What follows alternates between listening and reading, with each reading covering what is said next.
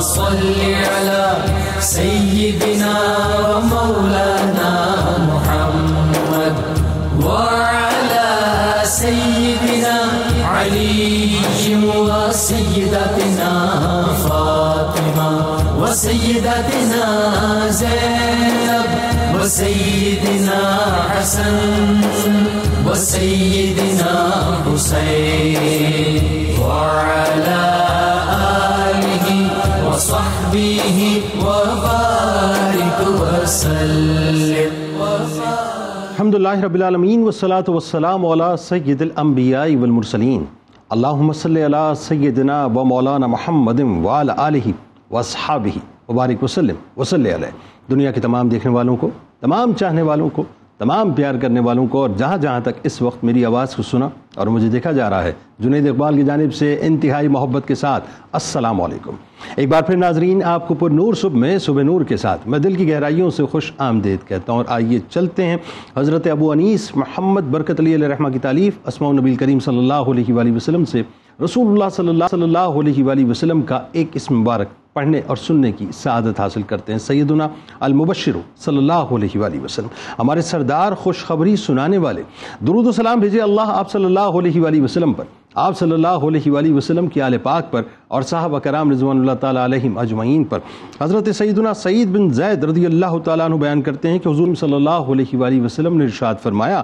کہ اللہ تعالیٰ کی قسم، کسی صحابی کا ایک غزوے میں شریک ہونا جس میں صرف اس کا چہرہ غبار آلود ہوا ہو تمہارے سارے اعمال سے افضل ہے، خواہ تمہیں حضرت نوح علیہ السلام کے برابر عمر دی گئی ہو. ناظرین کرام، ایک ایسے صحابی رسول حضرت سیدنا عبداللہ بن عمر رضی اللہ تعالیٰ عنہما کی بارگاہ میں انشاءاللہ مل کے چلتے ہیں اور مل کر ہدیہ عقیدت پیش کرتے ہیں کہ آج یقیناً ایک ایسی عظیم المرتبت ہستی ناظرین جن کی بارگاہ میں کم از کم میں تو یہ سمجھتا ہوں کہ ہمیں ہدیہ عقیدت پیش کرتے ہوئے فخر کرنا چاہیے، اس لیے کہ جو فخر ہیں سیدنا عمر فاروق رضی اللہ تعالیٰ عنہ کے، جو حوالہ ہیں سیدنا عمر فاروق رضی اللہ تعالیٰ عنہ کے، جو ناز ہیں سیدنا عمر فاروق رضی اللہ تعالیٰ عنہ کے، جو سپوت ہیں حضرت عمر فاروق رضی اللہ تعالیٰ عنہ کے، جو بھرم ہیں سیدہ حفصہ سلام اللہ علیہا کے، اور جن کو دنیا انتہائی ادب سے حضرت عبداللہ بن عمر رضی اللہ تعالیٰ عنہما کے نام سے یاد کرتی ہے، جن کی پوری حیات طیبہ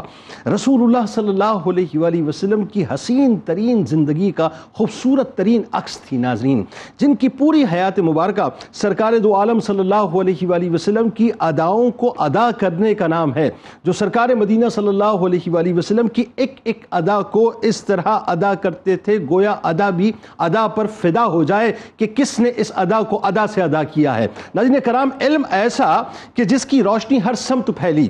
عمل ایسا کہ جس کی خوشبو ہر جانب مہکی، اور عشق رسول صلی اللہ علیہ وآلہ وسلم ایسا کہ جس کی گرمی عشاق کے دلوں کو گرما گئی، کہ چونکہ حضرت ابن عمر رضی اللہ تعالیٰ عنہما کی نگاہوں میں ناظرین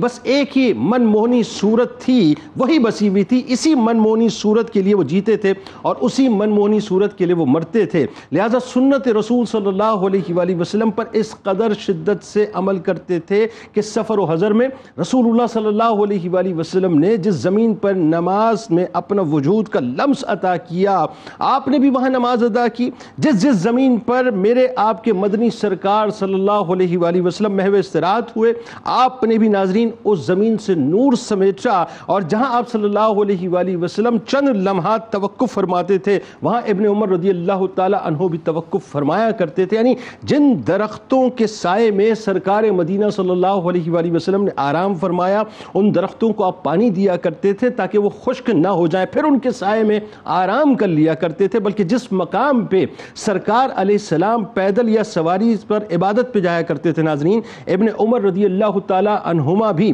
اپنے آقا کی اداؤں کو، پیاری سی میٹھی سی اداؤں کو ادا کرتے ہوئے اسی انداز سے جایا کرتے تھے. یعنی ایک سرکار علیہ السلام کی سنت پر انتہائی شدت کے ساتھ عمل کیا کرتے تھے. یوں کہیے کہ یاد مصطفیٰ صلی اللہ علیہ وآلہ وسلم میں جنون کی حد تک گم رہا کرتے تھے، اور آئیڈیلزم کی انتہا پر مصطفی رنگ میں ایسے رنگے ہوئے تھے ناظرین کہ وضاقتہ اور لباس میں بھی اسوہ نبوی صلی اللہ علیہ وآلہ وسلم کو ہی پیش نظر رکھا کرتے تھے. کیسی منفرد شان کے مالک تھے ناظرین کہ زہد و تقوی اور علم و فضل میں انتہائی یعنی امتیازی خصوصیت رکھتے تھے. حب رسول، اتباع سنت، خشیت الہی، شوق جہاد و عبادت، فیاضی و ایثار، تواضع، انکسار، استغنا و قناعت، سادگی، حق گوئی، بے باکی. اگر کسی وجود میں ناظرین آئے تو اس وجود کا نام حضرت ابن عمر رضی اللہ تعالی عنہما ہے. اندازہ کیجئے ناظرین کہ آپ رضی اللہ تعالیٰ عنہ نے ساری عمر میں، یعنی یہ کیسی کمال بات ہے کہ قریب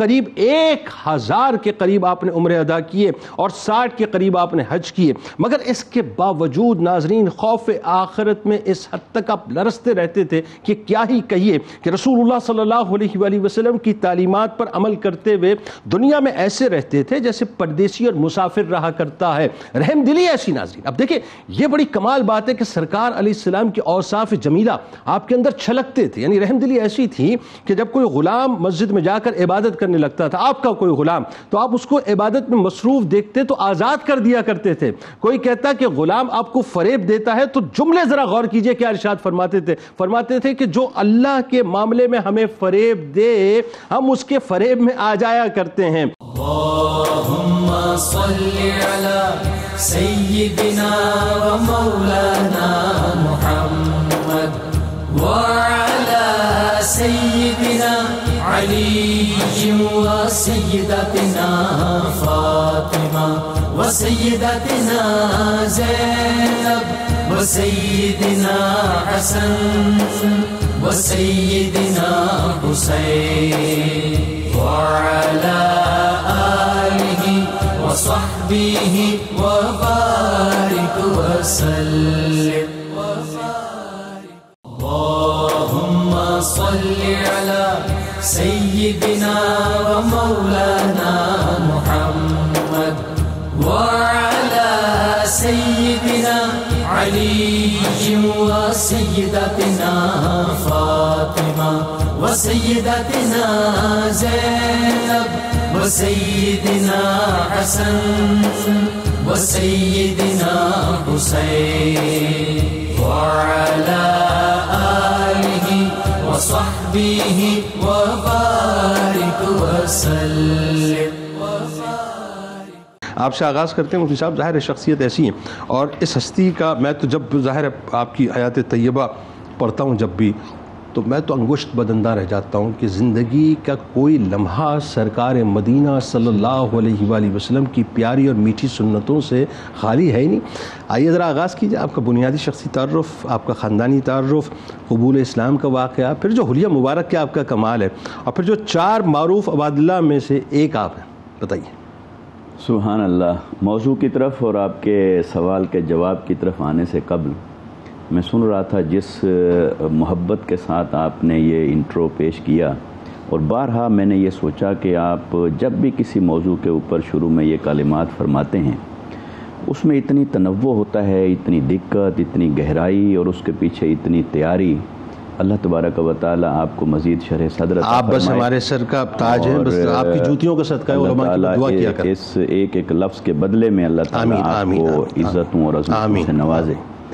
دیکھیے آج جس شخصیت اور جس ہستی کا ذکر ہے حضرت عبداللہ بن عمر رضی اللہ تعالیٰ عنہ. آپ کی کنیت مبارکہ ہے ابو عبد الرحمن، لیکن اپنے والد کی نسبت سے ابن عمر سے زیادہ معروف اور مشہور ہوئے. اور آپ کا نام مبارک حضرت عبداللہ اور آپ کا لقب مبارک حبر الامہ، یعنی امت کے سب سے بڑے عالم. اللہ. تو یہ لقب مبارک آپ کو حاصل ہے. اور قرآن مجید نے سورہ الواقعہ کے اندر تو ارشاد فرمایا والسابقون السابقون، جو سبقت لے جانے والے ہیں وہی ہر اعتبار سے سبقت لے جانے والے ہیں. کیا کہنے. پھر سورہ توبہ کے اندر قرآن مجید نے صحابہ کرام میں سے اس طبقے کا ذکر السابقون الاولون من المہاجرین والانصار کہہ کر فرمایا. تو حضرت عبداللہ بن عمر رضی اللہ تعالیٰ عنہما آپ کا شمار بھی ان میں ہوتا ہے کہ جو بالکل اوائل دور کے اندر ہی اسلام قبول کیا اور اسلام کی طرف آئے. آپ کی ولادت مبارکہ کے بارے میں اگرچہ تاریخی اعتبار سے اختلاف ملتا ہے کچھ، مگر سن عیسوی کے اعتبار سے 611 عیسوی آپ کا سن ولادت بتایا گیا ہے اکثر مورخین کی طرف سے، اور دوسرے سن کے اسلامی سال کے اعتبار سے دوسرا سال بعثت کا، ٹھیک ہے، تیسرا سال بعثت کا، اس کے بارے میں اقوال ہیں کہ آپ کی ولادت باسعادت ہوئی، اور اس کو یوں کیلکولیٹ کیا جا سکتا ہے کہ جب غزوہ احد ہوا ہجرت کے بعد، وہ کم و بیش 3 ہجری تھا، اس میں آپ کی عمر مبارک 14 برس تھی، ٹھیک، اور اس کے اس کے پیش نظر جب آقا علیہ السلام کی بارگاہ میں وہ اجازت لینے کے لیے حاضر ہوئے، یا رسول اللہ صلی اللہ علیہ وسلم اجازت دیں میں بھی جہاد میں شریک، دیکھیے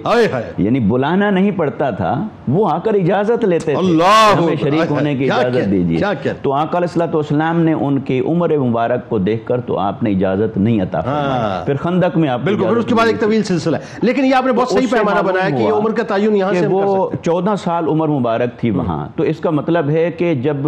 آقا علیہ السلام نے ہجرت فرمائی تو پھر کم و بیش آپ کی عمر مبارک 10 سال تھی، تو اس اعتبار سے تیسرا یا دوسرا سال بعثت کا، اور کم و بیش 5 سال آپ کی عمر مبارک تھی پھر جب آپ اسلام لائے، اور اس بارے میں ایک تاریخ کے اندر بات یوں ملتی ہے، عام مورخین یوں بیان کرتے ہیں کہ آپ اپنے والد گرامی سے پہلے اسلام میں داخل ہوئے، جبکہ یہ بات خلاف حقیقت معلوم ہوتی ہے، بالکل ٹھیک ہے، اسلام لانے میں آپ کو سبقت نہیں ہے حضرت عمر بن خطاب یعنی اپنے والد گرامی پر، البتہ اس سے التباس جہاں سے پیدا ہوا، جہاں سے ڈاؤٹ کریٹ ہوا، وہ وہاں سے ہوا کہ بیعت رضوان کے اندر آپ نے آقا علیہ السلام سے بیعت پہلے کی اپنے والد گرامی سے، ٹھیک ہے، تو اس سے شاید کچھ لوگوں کو مغالطہ لگا کہ اسلام پہلے لائے، جبکہ اسلام آپ نے تو وہ مورخین ایسے پھر پڑھنے والوں کو بعض اوقات مغالطہ لگا ہے، تو اس اعتبار سے آپ اسلام لائے اپنے والد گرامی کے اسلام لانے کے بعد، اور یہ ایسے ہی محسوس ہوتا ہے کہ جب آپ کی عمر مبارک بھی اس وقت 4 اور 5 سال کے درمیان تھی، تو ایسا بچہ از خود حق اور باطل کے درمیان تمیز کر کے اعلان کرے، یہ تھوڑا بعید از عقل لگتا ہے، بالکل ٹھیک، تو آپ اپنے والد گرامی کے ساتھ ہی اسلام لائے یا ان کے بعد اسلام لائے، پھر آپ کو دیکھیں تو آپ کی شخصیت نسب مبارک کے اعتبار سے دیکھیں تو 10ویں پشت میں آپ کا پھر نسب مبارک آقا علیہ السلام کے نسب سے جا ملتا ہے، کیونکہ حضرت عمر بن خطاب رضی اللہ تعالیٰ عنہ کا نسب مبارک 9ویں پشت میں ملتا ہے، تو آپ کا 10ویں پشت میں، یعنی پیڑ ایک ہے، شاخیں مختلف ہیں، سبحان اللہ، تو پھر آپ وضاقتہ کے اعتبار سے، شکل و صورت کے اعتبار سے بالکل اپنے والد گرامی کے مشابہ تھے، قد مبارک دراز ہے اور جسم مبارک بھاری ہے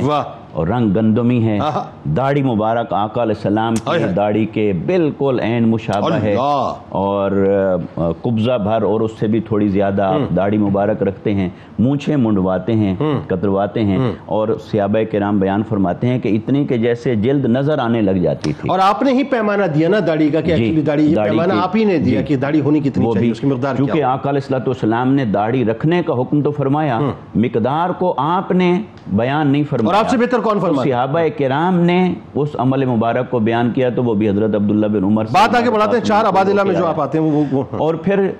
چونکہ آپ کا نام عبداللہ ہے تو 4 صحابہ تھے جن کا نام عبداللہ ہوا، اور وہ بہت معروف ہوئے اور ان کی بہت خدمات ہوئیں، تو اس لیے وہ 4 عبادلہ کے اعتبار سے بھی آپ کا ذکر آتا ہے، ایک حضرت عبداللہ بن عباس ہیں، پھر ایک حضرت عبداللہ بن زبیر ہیں، پھر ایک حضرت عبداللہ بن عمر بن العاص ہیں، سبحان اللہ، اور چوتھے آپ ہوئے، تو آپ کو آقا علیہ السلام کی ذات کے ساتھ ایسی محبت پیدا ہوئی کہ آپ بچپن جب گزرا ہے آقا علیہ السلام کی تربیت میں، تو پھر جوانی کا عالم کیا ہوگا، شباب کا عالم کیا ہوگا، اور لمحہ لمحہ دین اسلام کی خدمت میں، علم کے حصول اور علم کے فروغ میں گزرا، کہ ایسی ہستی کہ جیسی کوئی مثال نہیں، مثالوں میں مثال نہیں، اس میں کوئی دوسری رائے نہیں، اور آپ دیکھیے کہ اللہ تبارک و تعالیٰ نے اسٹیچر کتنا مضبوط آپ کو دیا، کتنا عظیم اور کتنا بڑا دیا،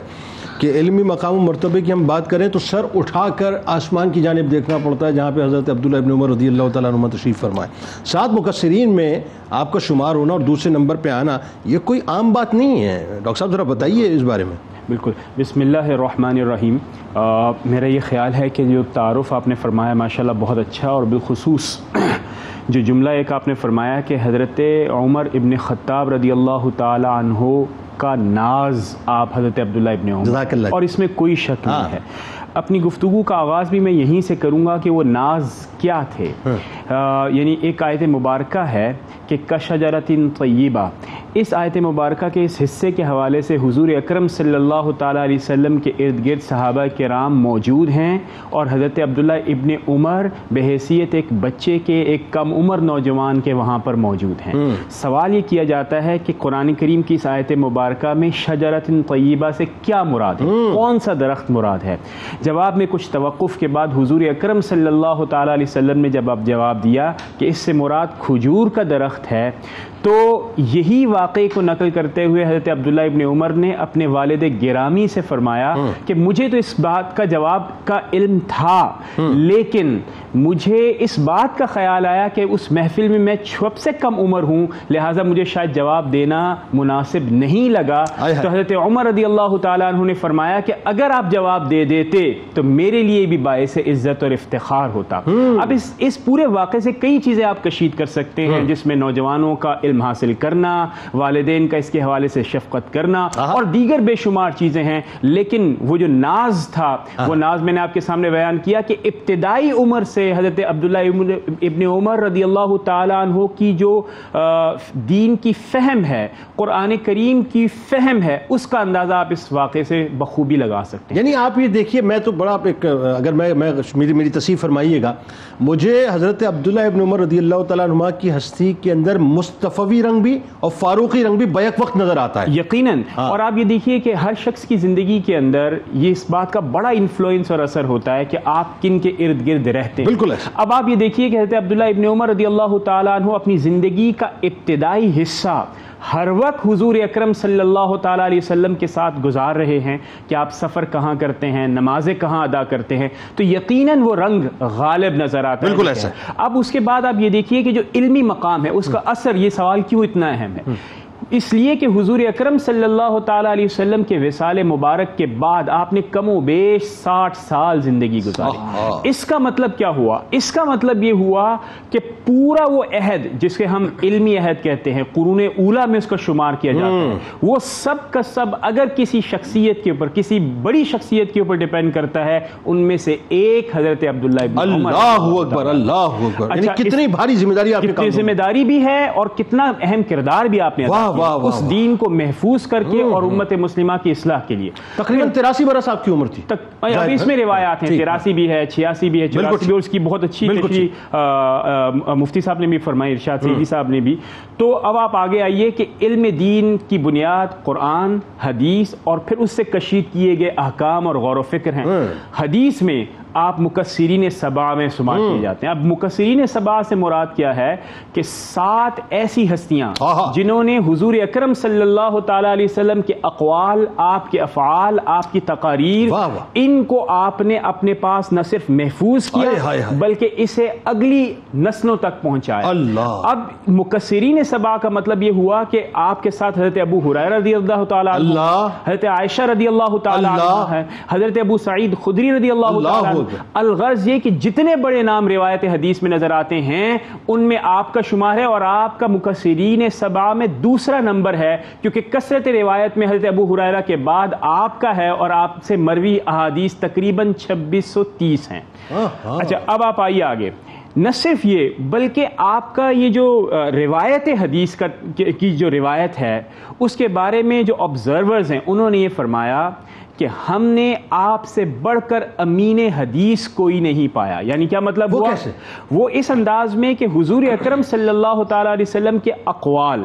کو جب آپ روایت کرتے ہیں تو بعض اوقات جو مخاطب ہے اس کی فہم کے لیے بعض اوقات آپ الفاظ یا تو کم کرتے ہیں یا زیادہ کرتے ہیں. یہ ہم یعنی بنیادی طور پہ جو ہمارے کرٹکس ہیں حدیث کے، وہ تو اس کے اوپر خوب گرفت کرتے ہیں، لیکن یہ میں عام بیان کی بات کر رہا ہوں، ورنہ محدثین نے بہترین انداز میں اپنی ذمہ داری کو پوری کی ہے. تو وہ جو یعنی الفاظ کا کم یا زیادہ کرنا مخاطب کی رعایت کرتے ہوئے کیا جاتا ہے. یہ خطیبوں کی بات ہو رہی ہے، خطبہ کی بات، یہ خطبہ کی بات ہو رہی ہے، بیان کرنے والے کی بات ہو رہی ہے، تو وہ اس انداز میں بیان کرتے کہ اس میں نہ ایک لفظ کم کرتے نہ زیادہ کرتے، جس سے حفاظت حدیث بھی ممکن ہوئی، نہ صرف یہ بلکہ اس سے آپ کو اس علم کی اہمیت اور حضور اکرم صلی اللہ تعالی علیہ وسلم کے اقوال کی اہمیت کا اندازہ ہوتا ہے کہ اس میں ہم کم و بیشی نہیں کر سکتے۔ پھر عباد الاربعہ کا ذکر ہوا۔ اب آپ غور کیجئے کہ آپ کا شمار ایسی ہستیوں میں بھی ہوتا ہے جنہوں نے قرآن کریم کی تعلیم نہیں دی، صرف احادیث روایت نہیں کی، بلکہ ان کا مغز کشید کر کے کیا قابل عمل ہے، کس انداز میں حضور اکرم صلی اللہ تعالی علیہ وسلم کا اسوہ ہے، وہ بھی امت تک منتقل کیا۔ سبحان اللہ۔ تو الغرض یہ، اگر آپ غور کریں تو اسلام آج جس علم کی بنیاد پر کھڑا ہے، یا جس علم کو ہمیں موجود حضور اکرم صلی اللہ تعالی علیہ وسلم سے ہمارے تک پہنچانے میں ایک بہت بڑی عمارت، ایک بہت بڑا مینار اگر کسی شخصیت کو کہا جا سکتا ہے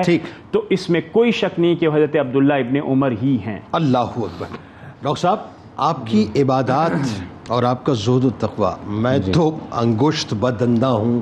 یعنی آپ سوچئے کہ ایک طرف علمی مقام اور مرتبہ، اس کا اسٹریچر یہ،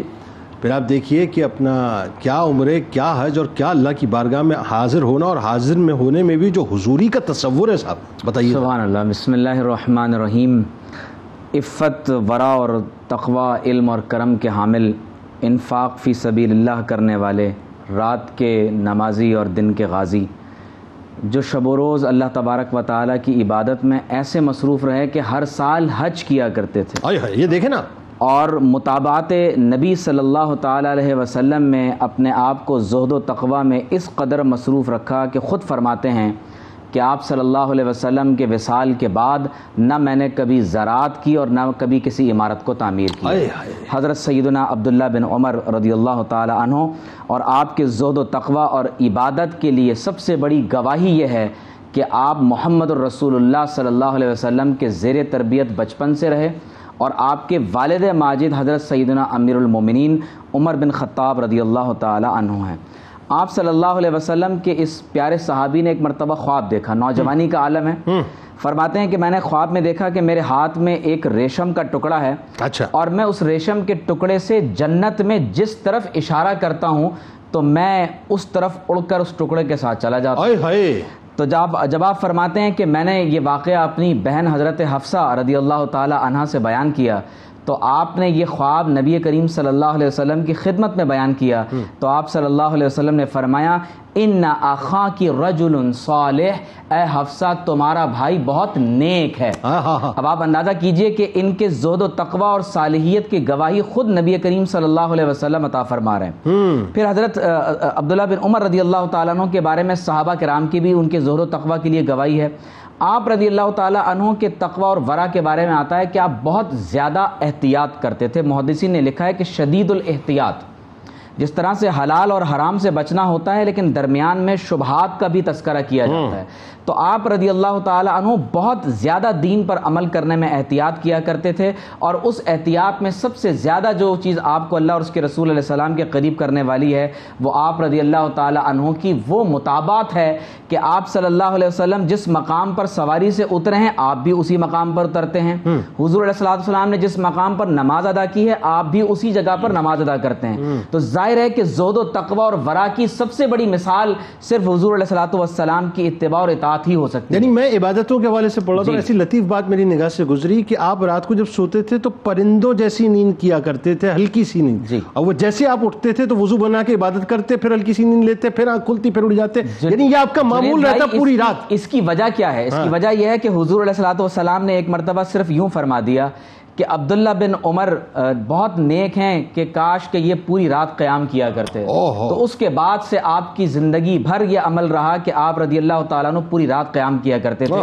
آپ کے زہد و تقوی اور عبادات کے بارے میں ایک واقعہ محدثین نے لکھا ہے کہ آپ ایک مرتبہ سفر میں تھے تو آپ نے دسترخوان بچھایا تو دیکھا کہ ایک چرواہا وہاں پر بکریاں چرا رہا ہے. آپ رضی اللہ تعالیٰ عنہ نے اس کو فرمایا کہ تم آؤ ہمارے ساتھ کھانا کھاؤ. اس نے کہا حضرت میں روزے سے ہوں. تو آپ نے فرمایا کہ اے لڑکے تم اتنی شدید گرمی کے اندر روزہ رکھ رہے ہو. تو اس نے کہا کہ میں تو ان گرمی کے دنوں کی تلاش میں ہوتا ہوں کہ کسی طریقے سے گرمی کے ایسے دن مل جائیں اور روزہ رکھوں. اچھا کوئی نہ کوئی یتیم آپ کے دسترخوان پہ ضرور ہوتا تھا. جی یقیناً. تو اب آپ رضی اللہ تعالیٰ عنہ نے اس لڑکے کا امتحان لینے کے لیے فرمایا کہ تم ایسا کرو کہ کوئی بکری ہمیں فروخت کر دو اور اپنے مالک سے کہہ دینا کہ وہ بکری تو کھو گئی. تو آپ رضی اللہ تعالیٰ عنہ سے اس نوجوان نے کہا کہ اگر میں اپنے مالک کو یہ کہوں گا فَأَيْنَ اللَّهُ تو اللہ تبارک و تعالیٰ کہاں ہیں. تو آپ رضی اللہ تعالیٰ عنہ پھر اس چرواہے کا یہ جملہ بار بار دہراتے رہے. پھر جب مدینہ منورہ پہنچے تو کچھ رقم بھجوا کر اس غلام کو خریدا, ان بکریوں کو خریدا, اس غلام کو آزاد کیا, وہ ساری کی ساری بکریاں اس کو دیا اور اللہ تعالیٰ کے نام پر اسے صدقہ کر دیا. کیا کہنے. اللہم صلی علی سیدنا و مولانا محمد وعلی سیدنا علی و سیدتنا فاطمہ و سیدتنا زینب و سیدنا حسن و سیدنا حسین وعلى آله وصحبه وبارك وسلم. اللهم صل على سيدنا ومولانا محمد وعلى سيدنا علي وسيدتنا فاطمة وسيدتنا زينب وسيدنا حسن وسيدنا حسين وعلى آله وصحبه وبارك وسلم. ذرا بتائیے مفتی صاحب کہ سرکار علیہ السلام کی دلکش اور حسین سی سنتوں پر عمل کرنا حضرت عبداللہ ابن عمر رضی اللہ تعالیٰ عنہ اس محبت کے سانچے میں نظر آتے ہیں. یقیناً یہی دین ہے, یہی ایمان ہے, یہی ہدایت ہے جس نے آقا علیہ الصلوۃ والسلام کی زیادہ سے زیادہ متابعت اختیار کر لی وہی کامل ہوا. واہ. اور قرآن مجید نے جو اتباع کا تصور دیا کہ قل ان کنتم تحبون اللہ فاتبعونی, اگر کوئی اللہ کی محبت کا دعویٰ رکھتا ہے تو اسے آقا علیہ الصلوۃ والسلام کی متابعت کامل کرنی چاہیے. اور اگر اس متابعت میں کوئی کامل ہو جائے گا, آقا علیہ السلام کی پیروی کرنے میں, آپ کی عادات کریمانہ کو اپنانے میں, آپ کی تعلیمات پر 100% عمل کرنے میں, جو جتنا کامل ہوتا چلا جائے گا تو اللہ نے فرمایا یحببکم اللہ, اللہ تم سے محبت فرمائے گا, گویا تم اللہ کے محبوب ہو جاؤ. یغفر لکم ذنوبکم, اور تمہاری زندگی میں اگر کوئی خطائیں ہوں گی, کوئی بھول نسیان ہوگا, وہ بھی اللہ سب معاف کر دے گا. اور آقا علیہ السلام نے اسی متابعت کی اہمیت کو یوں بیان فرمایا کہ وہ شخص تو مومن کامل نہیں ہو سکتا کہ جب تک وہ اس کی پیروی نہ کرے جو میں لے کر آیا. لہٰذا حضرت عبداللہ بن عمر رضی اللہ تعالیٰ عنہما آپ کو جو آقا علیہ الصلوۃ والسلام کی تعلیمات کا براہ راست فیض حاصل ہوا, اسے زندگی میں یوں اپنایا کہ اپنانے کا حق ادا کر. اور جہاں آپ کو ایک اور بات رہ گئی تھی وہ بھی بتائیے کہ ام المومنین حضرت سیدہ حفصہ رضی اللہ تعالی عنہ وہ آپ کی بہن ہیں, تو اس اعتبار سے آقا علیہ الصلوۃ والسلام کے برادر ان لا بھی ہوئے. تو گویا آقا علیہ السلام کے گھر کے اندر میں جو دین کی تعلیمات جاری و ساری تھی گویا وہ بھی آپ تک پہنچی. تو پھر آپ نے آقا علیہ الصلوۃ والسلام کی ان تعلیمات کو بھی سنا اور اپنایا جو مسجد نبوی کے سین سے حاصل ہوئی, ممبر سے حاصل ہوئی, اور ان کو بھی سنا اور اپنایا جو آقا علیہ الصلوۃ والسلام کے گھر کے معمولات. سبحان اللہ. یعنی برادر نسبتی ہونے کا مقام اپنی جگہ, لیکن اتباع رسول صلی اللہ علیہ وسلم اپنی جگہ. ہاں, میں وہ تو نسبت اس لیے بیان کر رہا ہوں کہ وہ آقا علیہ الصلوۃ والسلام کے گھر کے اندر کا جو بیٹھنا تھا وہ بھی براہ راست آپ تک راستے سے پہنچا ہے. لہٰذا آپ کی عائلی زندگی, آپ کی باہر کی زندگی, معاشرتی زندگی ہر اعتبار سے آقا علیہ الصلوۃ والسلام کی متابعت میں رنگی ہوئی نظر آتی ہے. حتیٰ کہ آپ کی متابعت کا یہ عالم تھا, یعنی پیروی, میں لفظ کو تھوڑا ثقیل نہ کروں, آقا علیہ الصلوۃ والسلام کے عمل مبارک کی پیروی کرنا یہ آپ کو اتنا شغف تھا کہ ایک تو وہ پیروی ہے جو احکام دینیت ہے جس کے مکلف ہوئے ہم کہ وہ کریں، لیکن آپ اس میں بھی مطابقت اور پیروی کرتے تھے جو آقا علیہ الصلوۃ والسلام کے سنن زوائد جو تھیں، یعنی آقا علیہ السلام کے معمولات بشری تھے. جیسے آقا علیہ الصلوۃ والسلام نے کسی جگہ بیٹھ کر وضو فرمایا تو اب شرعی حکم تو ہے طہارت حاصل کرنا، وضو حاصل کرنا، لیکن اسی جگہ پہ بیٹھنا، اسی جگہ پہ جا کر وضو کرنا، یہ تو آقا علیہ الصلوۃ والسلام کی سنن زوائد میں ہے. لیکن حضرت عبداللہ بن عمر رضی اللہ تعالیٰ عنہ آقا علیہ السلام کی ذات سے اس قدر محبت کرتے تھے کہ انہوں نے آپ کی ہر ادا کو اپنایا اور اپنانے کی کوشش کی. حتیٰ کہ جب آپ نے حج فرمایا تو حج کے بارے میں جب آپ کا احوال پڑھیں تو مطابقت سنت یہاں تک نظر آتی ہے کہ وہ آقا علیہ الصلوۃ والسلام کی ایک ادا پر عمل کرتے جا رہے ہیں. حتیٰ کہ آقا علیہ الصلوۃ والسلام جب مدینہ منورہ سے روانہ ہوئے تو ذوالحلیفہ میں آپ نے قیام فرمایا اور وہاں آپ نے نماز ادا فرمائی، یعنی نفل پڑھے. تو وہ نفل ہی ہیں، حج کے اندر نہ فرض ہیں نہ واجب ہیں. لیکن حضرت عبداللہ بن عمر رضی اللہ تعالیٰ عنہ بھی ذوالحلیفہ میں رکتے ہیں اور وہاں جا کر نماز ادا کرتے ہیں. اور دیکھیے سواری کو وہاں سے نہیں گزارتے جہاں سے سرکار کی سواری گزری، کہ کہیں میری سواری کے قدم ان کی سواری کے قدموں پہ نہ پڑ جائے، اس حد تک ادب کا خیال رکھتے ہیں. جی وہ تو مطابقت کے ساتھ پھر ادب بھی ہے، پیروی کے ساتھ ادب بھی ہے. اور پھر راستہ وہی اختیار کیا حج کے لیے جس راستے پر آقا علیہ الصلوۃ والسلام، یعنی راستہ نہیں بدلا، حالانکہ مکہ جانے کے لیے کسی بھی راستے سے جائیں. تو لہٰذا آقا علیہ الصلوۃ والسلام کی محبت میں یوں فنا تھے کہ ایک ادا کو اپنایا. حتیٰ کہ امام بخاری رحمۃ اللہ تعالیٰ علیہ جیسے فرماتے ہیں، حدیث مبارکہ ہے کہ آقا علیہ السلام مسجد قباء تشریف لے جاتے تھے اور ہفتہ کے دن آپ کا معمول مبارک تھا تو کبھی آپ سواری پر تشریف لے جاتے اور کبھی آپ پیدل تشریف لے جاتے. اب مسجد قباء جانا تو سنت ہوا،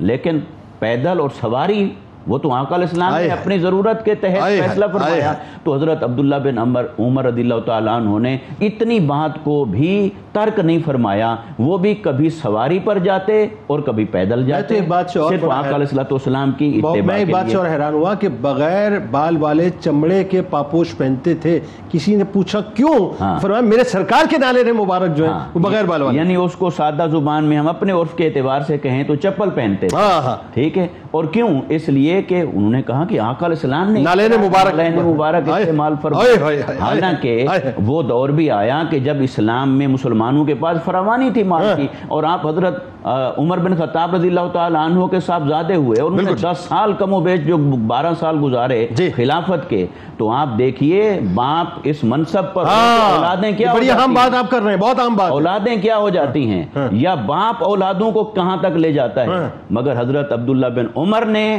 یہ ثابت کر دیا کہ نہ انہیں تخت سے شغف ہے نہ انہیں دنیا سے شغف ہے، انہیں صرف آقا علیہ الصلوۃ والسلام کی نسبت سے.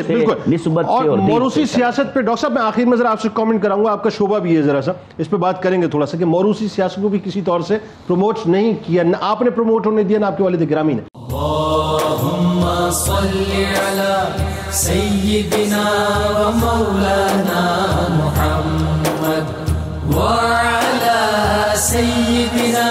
علی و سیدتنا فاطمہ و سیدتنا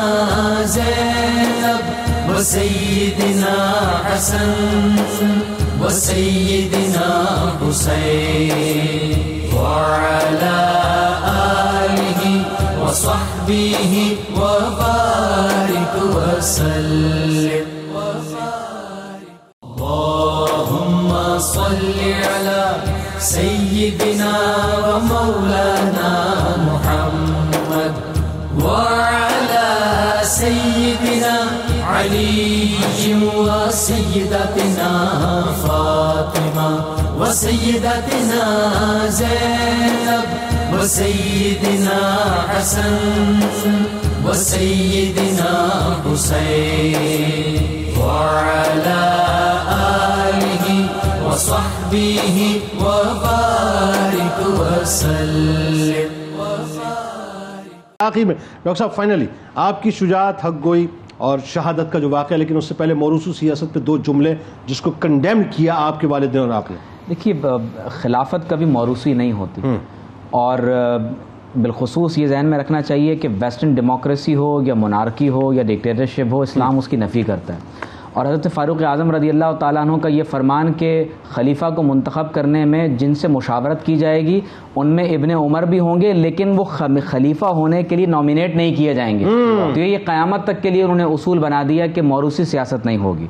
پھر آپ دیکھیے کہ آپ رضی اللہ تعالیٰ عنہ کی شجاعت بدر و احد میں شریک ہونا چاہتے ہیں، حضور علیہ السلام کم سنی کی وجہ سے واپس کر دیتے ہیں. خندق میں آپ شریک ہوئے، غزوہ موتا میں شریک ہوئے، آپ رضی اللہ تعالیٰ عنہ یرموک میں شریک ہوئے، اور فتح مصر اور افریقہ میں آپ کا بہت بڑا کردار ہے. ٹھیک ہے. خاص طور پر جو آپ نے ان کی حق گوئی کے بارے میں ذکر کیا ہے تو نبی کریم صلی اللہ علیہ وسلم کا خود فرمان ہے کہ یہ افضل الجہاد ہے. 3 واقعات ایسے ہیں جو آپ رضی اللہ تعالیٰ عنہ کی حق گوئی شجاعت پر سب سے بڑی دلیل ہیں. آپ رضی اللہ تعالیٰ عنہ کی موجودگی میں جب حجاج بن یوسف نے خطاب کے دوران حضرت عبداللہ بن زبیر رضی اللہ تعالیٰ عنہ پر نعوذ باللہ من ذالک ایک الزام ڈالتے ہوئے تحریف قرآن کا الزام لگایا تو آپ رضی اللہ تعالیٰ عنہ نے فرمایا کہ اے حجاج رک جاؤ. حضرت عبداللہ بن زبیر رضی اللہ تعالیٰ عنہ نے قرآن میں تعریف نہیں کی اور نہ ہی تم قیامت تک اس کی مجال رکھ سکتے ہو. اور یہ خانہ کعبہ جی اور یہ عین خانہ کعبہ میں آپ نے فرمایا. دوسرا واقعہ یہ ہوا کہ آپ رضی اللہ تعالیٰ عنہ کی موجودگی میں حجاج بن یوسف نے نماز عصر میں تاخیر کی اور لگنے لگا کہ شاید اب مکروہ وقت شامل ہو جائے گا تو آپ نے فرمایا کہ ان الشمس لا تنتظرک، اے حجاج یہ سورج اللہ کے ارادے سے کا پابند ہے کہ تمہاری مرضی سے انتظار نہیں کرے گا. اس پر حجاج نے کہا کہ میں نعوذ باللہ من ذالک چاہتا ہوں کہ آپ کی آنکھ کو ضائع کر دوں. تو آپ رضی اللہ تعالیٰ عنہ نے فرمایا کہ ان تفعل فانک سفیہ مسلط، فرمایا کہ اگر تم ایسا کر بھی دو تو تم نہایت ہی بے وقوف شخص ہو، تم سے کسی بھی بات کی توقع کی جا سکتی ہے. یہاں فاروقی رنگ اب نظر آ رہا ہے. جی اور پھر حضرت عبداللہ بن عمر رضی اللہ تعالیٰ عنہ کیونکہ ہر سال حج کرتے تھے اور جب حجاج بن یوسف بھی حج کرنے کے لیے آپ کے ساتھ ہی روانہ ہوا تو عبد الملک بن مروان نے کہا تھا کہ دیکھو حج کو سب سے زیادہ عبداللہ بن عمر ہی جانتے ہیں، تو جو یہ کریں گے تم نے وہ کرنا ہے. اب جب حجاج بن یوسف چلنے لگا تو تمام لوگ ادب میں عبداللہ بن عمر رضی اللہ تعالیٰ عنہ کے ارد گرد چلنے لگے. اب ہوا یہ کہ آپ ہر مقام پر متقدم ہوتے، ہر مقام پر آگے ہوتے. اب آپ اگر رمضان میں یا حج کے موقع پر بیت اللہ میں جاتے ہیں تو خانہ کعبہ میں حجر اسود کو بوسہ دینا، اس کے قریب جانا یہ بہت مشکل ہوتا ہے.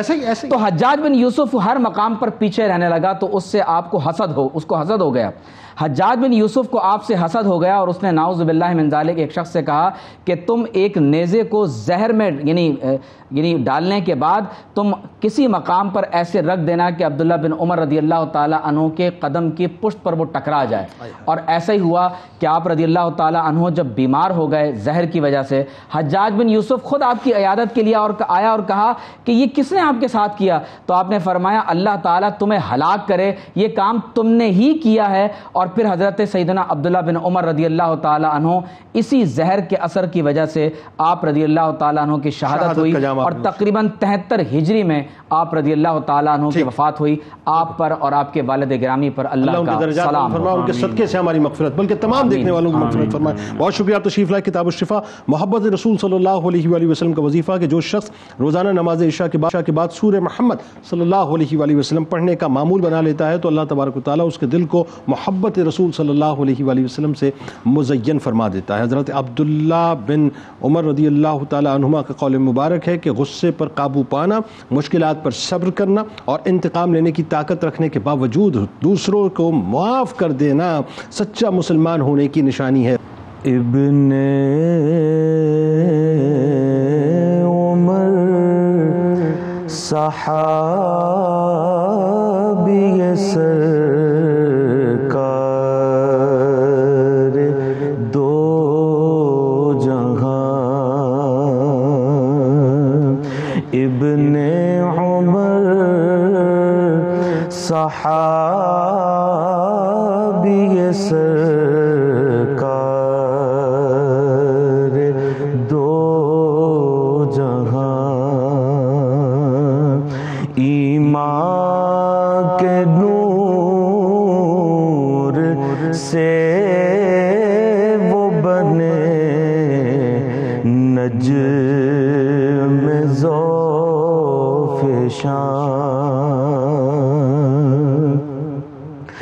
ان پر تھی چشم لطف رسالت مآب کی،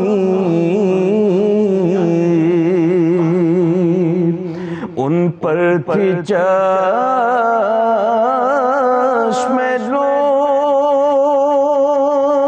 لطف رسالت مآب کی، تبلیغ دین کے واسطے تھی، وقف ان کی جان، تبلیغ دین کے واسطے تھی، وقف ان کی جان، حاصل رضا تھی جن کو خدا اور رسول کی، حاصل رضا تھی جن کو خدا اور رسول کی، ساجد بتائے کیسے بھلا ان کی خوبیاں، ساجد بتائے کیسے بھلا ان کی خوبیاں، ابن عمر صحابی سرکار دو جہاں،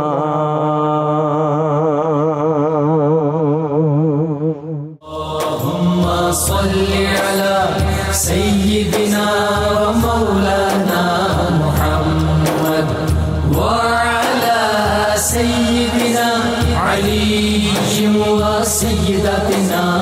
فاطمہ و سیدتنا زینب و سیدنا حسن و سیدنا حسین وعلی آلہ و صحبہ وبارک وسلم.